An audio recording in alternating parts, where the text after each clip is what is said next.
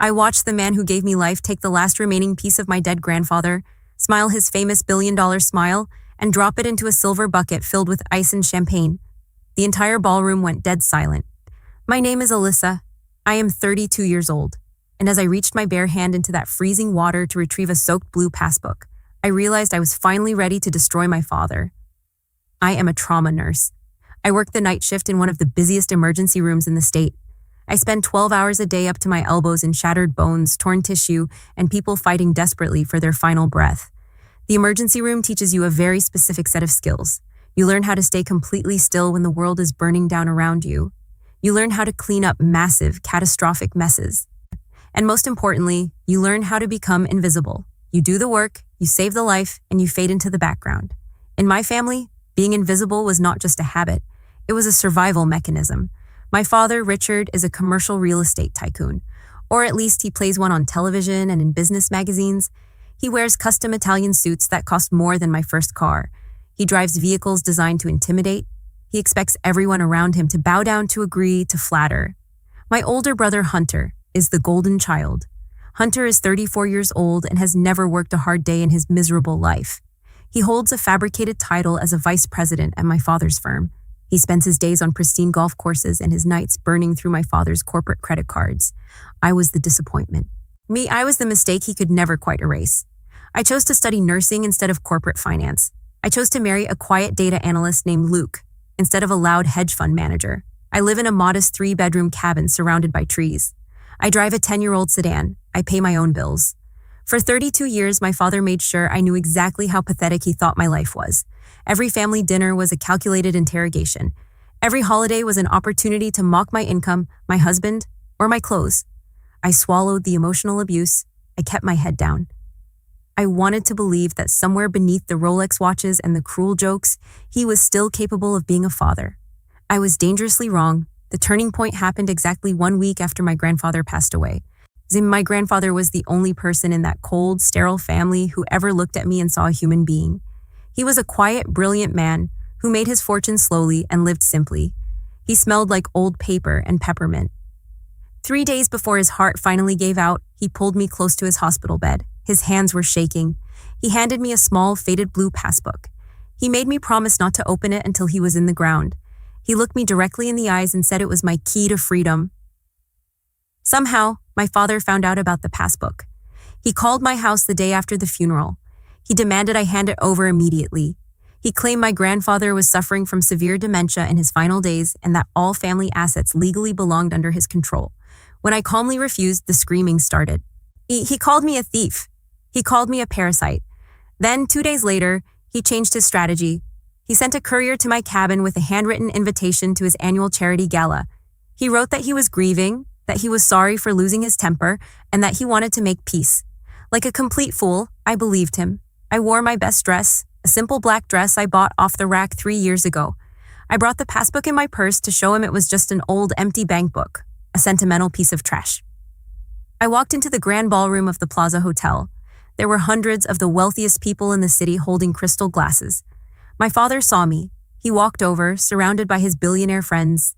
He did not hug me. He reached out, snatched the purse from my shoulder, dug his fingers inside, and pulled out the passbook. He held it up like a dirty rag. He mocked my dress. He mocked my grandfather's pathetic little savings. And then he dropped it into the ice bucket. He expected me to cry. He expected me to run out of the room in shame. Instead, the freezing water woke me up. The pathetic, hopeful daughter died right there on that marble floor. The next morning, I did not go to sleep after my shift. I took the damp, wrinkled blue passbook to the private wealth management branch downtown. I was still wearing my hospital scrubs. The teller looked at me like I had wandered in from the street to ask for directions. I slid the book and my driver's license across the marble counter. She sighed, typed my name into her system, and waited. I watched her face lose all its color. Her eyes widened. She picked up her desk phone, dialed a number with trembling fingers, and whispered into the receiver.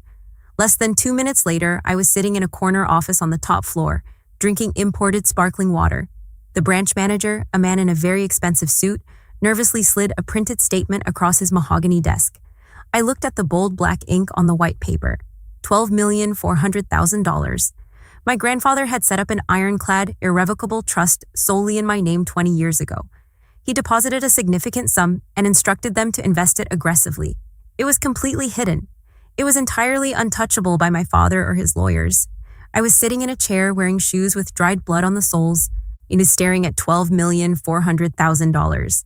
I walked out of that bank feeling like the gravity of the earth had suddenly shifted. I drove home and showed the piece of paper to my husband, Luke. Luke is a man of few words. He speaks the language of spreadsheets, data points, and risk assessment. He stared at the number for a long time. Then he looked at me. I did not need to explain what I wanted to do. He simply opened his laptop and went to work. If my father was willing to declare war over a leather book, I needed to know exactly what kind of monster I was fighting. I asked Luke to dig into my father's business. I asked him to find the rotting floorboards. It took Luke exactly 48 hours to unravel a 30-year illusion. Richard's real estate empire was a complete fabrication. He was drowning in debt. But over the last 5 years, he had made massive, reckless bets on commercial office spaces and tech startup incubators. When the major tech layoffs hit the country and companies abandoned their expensive leases, my father's primary cash flow evaporated overnight. To keep up appearances, he had been taking out massive, high-interest loans from extremely dangerous private lenders just to pay off his older loans. It was a classic, desperate Ponzi structure. But the data revealed something much worse. Luke found a digital trail of aggressive, sloppy tax evasion. My father was actively hiding his remaining assets in offshore shell companies. The Internal Revenue Service was already investigating him. His entire company was less than 30 days away from total collapse. My father was not a lion holding a billion-dollar empire. He was a desperate, cornered rat bleeding to death. And then my cell phone rang. His name flashed on the screen. He did not call to apologize for humiliating me at the gala. He called to execute me. His voice was cold, venomous, and dripping with authority. He informed me that his legal team had already drafted a massive lawsuit against me. He was going to accuse me of severe elder abuse.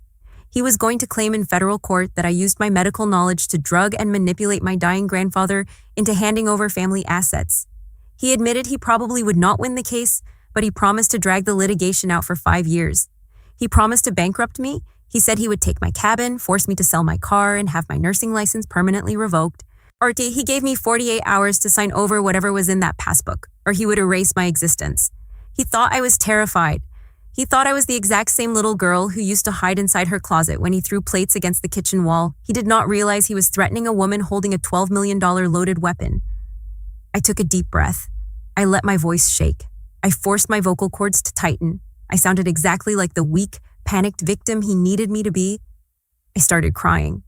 I begged him not to take my house. I told him I went to the bank. I told him I opened the passbook and discovered my grandfather had left me a significant amount of money. I lied. I told him it was only $2 million. Then I executed my masterstroke. I told him I was terrified because the bank manager said the taxes on the inheritance were massive. I told him I did not know how to manage that kind of money. I sobbed into the phone and begged him to take the money and hide it for me. I asked him, playing the role of a naive idiot, if he could please put it into his offshore accounts so the government would not take it from me. Absolute silence fell over the line. I could practically hear the gears turning inside his greedy, desperate head. $2 million in clean cash would be exactly enough to pay off his most dangerous private lenders. It would buy him another month of survival. His massive ego completely blinded his logic. He believed I was stupid enough to hand over my inheritance because he believed he was an absolute genius. His tone changed instantly. He sounded like a generous savior. He told me I was making the smart choice. He told me he would handle everything to protect his little girl. He instructed me to come to his Business Lifetime Achievement Award ceremony the following Friday. He wanted me to sign the transfer documents publicly, in his private office behind the ballroom, to establish his dominance one final time. I agreed. I thanked him while crying. Then I hung up the phone, wiped my eyes, and looked at Luke. The trap was set. Now, we just needed to sharpen the blades. I took $100,000 of my own money and hired the most ruthless corporate defense attorney in the state. We did not draft a money transfer document. We drafted an execution order disguised as a confession. The document my attorney created was an absolute masterpiece of legal destruction. It was formatted with the exact same header, font, margins, and dense legal jargon as a standard asset transfer agreement. But buried deep within the 35 pages of mind-numbing text was a completely different binding contract. By signing the document, the signatory legally assumed full, sole, and retroactive liability for a specific list of offshore shell companies. The exact shell companies Luke had found. the exact companies my father was currently using to hide his money and evade the Internal Revenue Service. Friday night arrived. The Lifetime Achievement Award ceremony was held at the most expensive luxury hotel in the city. I stood in the back of the room and watched my father stand on the stage. He was wearing a $10,000 custom tuxedo. He was holding a glass trophy and giving a speech about business ethics, hard work, and family values. It was truly sickening to watch the applause. After the speech, he made eye contact with me and signaled toward the private suite behind the main hall. Hunter, my idiot brother, was already waiting inside. They both looked at me like I was a wounded sheep walking willingly into a slaughterhouse. My father handed me a heavy gold pen. He had his own stack of papers ready on the desk. The papers that would steal my future. I pulled my own thick stack of papers from my leather bag. I told him my bank required him to sign these specific indemnification forms before they would release the wire transfer for the $2 million into his account. I made my hands shake, and I dropped the pen on the floor. I looked down at my cheap shoes. My father sighed loudly. He rolled his eyes at Hunter. He snatched the papers violently from my hands. He did not read them. Arrogant men never read the fine print when they are convinced they are the smartest person in the room. He flipped straight to the very last page and signed his name. Richard Thomas. A bold, sweeping, arrogant signature. He tossed the papers back across the desk. He smiled his fake billionaire smile. He told me to go back to my little hospital and leave the real business to the adults. I carefully picked up the papers. I checked the signature. It was flawless. I looked up at him. I stopped acting nervous. My posture straightened. The trembling in my hands vanished completely. I looked him dead in the eye, mirroring the exact cold stare he gave me when he threw my passbook into the ice bucket. I told him the wire transfer would not be going through. My voice was completely flat, completely steady. His smile dropped instantly. He asked me what I just said. I told him there was no $2 million. I told him there was $12,400,000, and I told him he would never touch a single penny of it as long as he lived. Hunter stepped forward, puffing out his chest, trying to look physically intimidating. He called me a pathetic little liar. I held up my hand to stop him. I kept my eyes locked on my father. I told him he had just signed a legally binding document claiming full ownership and sole operational responsibility for Apex Global Holdings, Crimson Tide Investments, and the Horizon Trust Network. All the blood instantly drained from my father's face. He stopped breathing. He knew exactly what those names were. Those were his secret, illegal shadow companies. I continued speaking, my voice echoing off the expensive wood paneling. I informed him that he had also just signed a document waiving his right to attorney-client privilege regarding those specific corporate entities. I told him that I had taken the liberty of sending a certified digital copy of this newly signed agreement, along with a heavily documented flash drive provided by my husband, directly to the regional director of the Internal Revenue Service Criminal Investigation Division. My father could not speak. His mouth opened and closed silently. He grabbed the edge of the desk to keep from collapsing. I leaned in closer. I whispered that the federal government was extremely interested in his 20 years of documented tax fraud. Right on cue, the heavy wooden double doors of the private suite flew open. It was not the hotel waitstaff bringing champagne. It was 6 federal agents wearing dark tactical windbreakers with the letters IRS printed in bright yellow across their backs.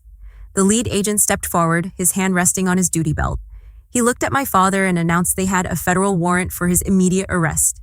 My father panicked. The man who had terrorized my entire life stumbled backward over his own expensive leather shoes and crashed into a glass coffee table, shattering it completely. The federal agents pulled him up roughly by his collar, slammed him face first against the wall, and locked cold steel handcuffs onto his wrists.